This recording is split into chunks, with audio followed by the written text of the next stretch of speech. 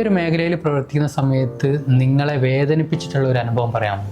നമ്മളെ ഭിന്നശേഷി മേഖലയിൽ ഓരോ ദിവസവും ഉള്ള അനുഭവങ്ങൾ വേദനിപ്പിക്കുന്നത് തന്നെയാണ്. നമ്മൾ ഓരോ കാഴ്ചകളും അവിടുത്തെ ഓരോ കുട്ടികളുടെ അവസ്ഥ കാണുമ്പോൾ അതല്ലെങ്കിൽ അവരെ പ്രയാസങ്ങൾ ചിന്തിക്കുന്ന സമയത്ത് നമുക്കറിയാം. നമ്മൾ ഇപ്പോൾ അവിടെ കാരുണ്യതീരം ക്യാമ്പസിൽ 132 കുട്ടികൾ അവിടെ സ്പെഷ്യൽ എഡ്യൂക്കേഷനിൽ ഡെയിലി വന്നു പോകുന്ന കുട്ടികൾ സ്കൂളിൽ പഠിക്കുന്നുണ്ട്.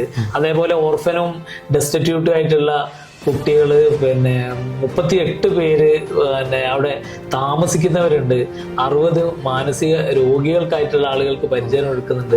അപ്പോൾ തീർച്ചയായിട്ടും നമ്മൾ ഇവരെങ്ങനെ ഡെയിലി അവരുമായിട്ട് ബന്ധപ്പെട്ട പ്രവർത്തനങ്ങൾ ഇടപെടുമ്പോൾ അത് നമ്മൾ ഓരോ ദിവസവും നമ്മളിൽ വേദന ഉണ്ടാക്കും. പക്ഷേ അത് വേദനൻ്റെ അപ്പുറം നമ്മൾ ചിന്തിക്കുക, ഇത് നമ്മളെ വേദനിച്ചിട്ട് കാര്യമില്ല, ഇവർക്ക് കരുതലൊരുക്കാൻ വേണ്ടിയിട്ടുള്ള ഒരു കാര്യങ്ങളാണ് നമ്മൾ ചെയ്യേണ്ടത് എന്ന് പലപ്പോഴും തോന്നിയിട്ടുണ്ട്. പിന്നെ അതിൽ ഒരു വേദനിപ്പിച്ച ഒരു അനുഭവം എന്ന് പറയുമ്പോൾ നമുക്ക് ഇപ്പം പ്രത്യേകിച്ച് നേരത്തെ നമ്മൾ അവിടെ സ്പെഷ്യൽ സ്കൂൾ നടത്തുമ്പം വന്ന് പോകുന്ന കുട്ടികളായിരുന്നു. പക്ഷേ ഇപ്പം അവിടെ ഉള്ള കുട്ടികൾ എന്ന് പറഞ്ഞാൽ ഈ 38 പേരും അവിടെ താമസിക്കുന്ന കുട്ടികളാണ്. ഇവിടെ താമസിക്കുന്ന കുട്ടികളെ സംബന്ധിച്ച് അതിൽ അവരെ ഒരു ഐഡന്റിറ്റിയും നമുക്കറിയില്ല. അപ്പം ഒരു അവരെ അച്ഛൻ ആരാണെന്ന് അറിയില്ല, അമ്മ ആരാന്ന് അറിയില്ല, അല്ലെ അവരെ സഹോദരങ്ങര ഒന്നിനെ കുറിച്ച് നമുക്കറിയില്ല. നമ്മൾ ആ കുട്ടിയുടെ പ്രത്യേകിച്ച് സംസാരശേഷി ഇല്ലാത്ത മക്കളെ കൂട്ടത്തിലുണ്ട്. അപ്പൊ അതുകൊണ്ട് തന്നെ അവർക്ക് അത് എവിടെയാണ് എത്തിപ്പെട്ടത് ഒന്നും അറിയില്ല.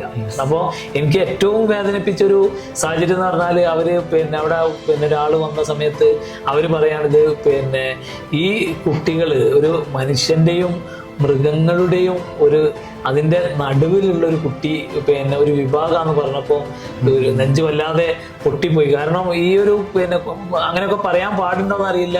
പക്ഷെ അദ്ദേഹം ചിന്തിച്ചിട്ടുള്ളൊരു കാര്യം എന്ന് പറഞ്ഞാൽ ഇവര് ഒരു കേൾവിശേഷിയോ അല്ലെങ്കിൽ ബുദ്ധിപരമായിട്ടോ ഒന്നും ഇവർക്ക് ചെയ്യാൻ പറ്റില്ല. നാളെയെക്കുറിച്ച് ഒന്നും ഒരു പ്രതീക്ഷയില്ലാത്ത കുട്ടികൾ, അങ്ങനെ മുതിർന്ന കുട്ടികളാണ് ഇപ്പോൾ അവിടെ ഉള്ളതൊക്കെ 18 വയസ്സിന് മുകളിലുള്ളതാണ്. അവര് എത്ര കാലം അവിടെ നിൽക്കുന്നു, അല്ലെങ്കിൽ അവരെ നാളെക്കുറിച്ച് നമ്മൾ അവരിലേക്ക് എത്തി ചിന്തിക്കുമ്പോൾ മാത്രമേ അതിൻ്റെ ഒരു വേദന നമുക്ക് മനസ്സിലാവും. അപ്പൊ അങ്ങനെ ഒരാൾ പറഞ്ഞ സമയത്ത് നമുക്ക് വലിയൊരു സങ്കടവും അല്ലെ അവർക്ക് ചെറുതായിട്ടെങ്കിലും കരുതലൊരുക്കാൻ ഉണ്ടല്ലോ എന്നുള്ള ഒരു സന്തോഷമൊക്കെ തോന്നിയിട്ടുള്ള ഒരു സമയമായിരുന്നു.